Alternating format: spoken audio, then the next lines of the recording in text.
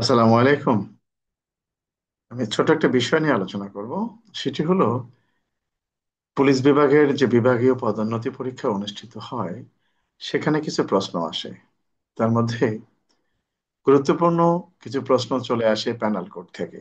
যাই হোক, প্যানেল কোডের একটা প্রশ্ন নিয়ে আমি আলোচনা করব।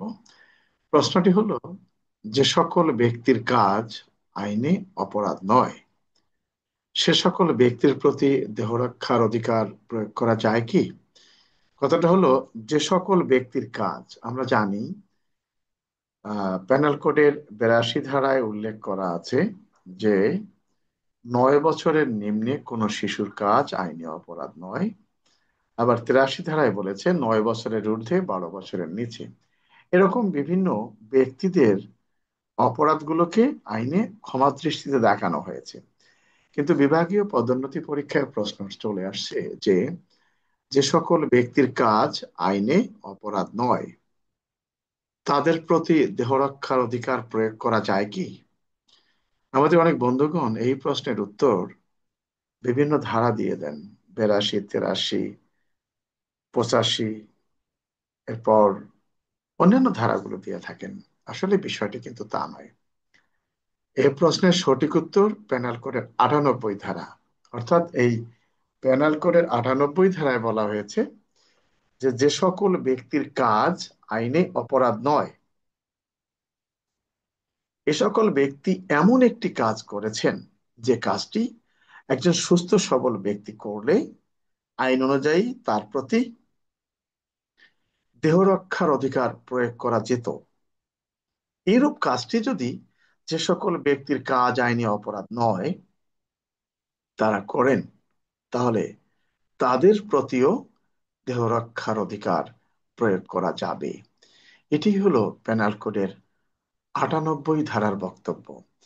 কিন্তু আমার বন্ধুগণ এই প্রশ্নের উত্তরে 98টাকে একেবারে ছোট করে দেখছেন, 82, 83 ইত্যাদি বিভিন্ন ধারা দিচ্ছেন। আসলে এই প্রশ্নের সঠিক উত্তর পেনাল কোডের 98 ধারা। আরেকটা ছোট্ট বিষয় আমি আপনাদের উদ্দেশ্যে বলছি, আপনাদের ভুলগুলো সংশোধন করার জন্য। যেমন প্রশ্ন চলে আসে, কোন খুন খুন নয়, বা খুন অপরাধ নহে, খুন অপরাধ নহে, এ ধরনের 10টি উদাহরণ দিন। কেমন একটা প্রশ্ন হয়ে গেল? খুন আবার অপরাধ হবে না কেন? আসলে হ্যাঁ, খুন অপরাধ নহে, এ ধরনের 10টি উদাহরণ। অনেক বন্ধুগণ তারা এই প্রশ্নের মধ্যে পেনাল কোডের 76 থেকে শুরু করে 106 পর্যন্ত বিভিন্ন ধারা যুক্ত করেছেন। আসলে এই প্রশ্নের উত্তর পেনাল কোডের 76 থেকে 106 এতগুলো ধারা নয়। আগে জানতে হবে খুন। পেনাল কোডের 300 ধারার মধ্যে খুনের উদাহরণ দেয়া হয়েছে। সেখানে আবার খুনের ব্যতিক্রমও আছে। খুন খুন নয়, আমি আমার জীবন বাঁচার তাগিদে, দেহরক্ষার প্রয়োজনে আক্রমণকারীকে প্রতিহত করতে গিয়ে আক্রমণকারীকে আমি খুন করে ফেলেছি, আমার এটি অপরাধ হিসেবে গণ্য হবে না। এটি পেনাল কোডের 100 ধারার মধ্যে বলা হয়েছে যে 100 ধারায় যে 6টি উদাহরণ দেওয়া আছে, কোন কোন অপরাধের ক্ষেত্রে আক্রান্ত ব্যক্তি আক্রমণকারীকে প্রতিহত করতে গিয়ে তার মৃত্যু ঘটালে সেটি আইনে অপরাধ হিসেবে গণ্য হইবে না, সেটি পেনাল কোডের 100 ধারার মধ্যে উল্লেখ করা আছে।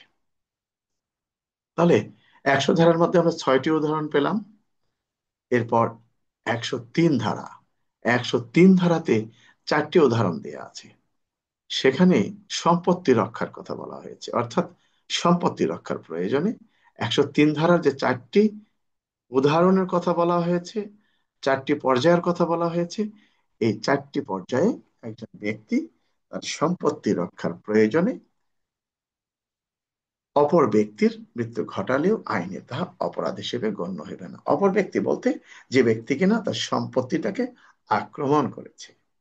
তাহলে 100 ধারায় আমরা পেলাম 6টি উদাহরণ, 103 ধারায় আমরা পেলাম 4টি উদাহরণ। তাহলে আমাদের উদাহরণ হলো কটি? 10টি। প্রশ্ন আসে, খুন অপরাধ নহে, এ ধরনের 10টি উদাহরণ দিন।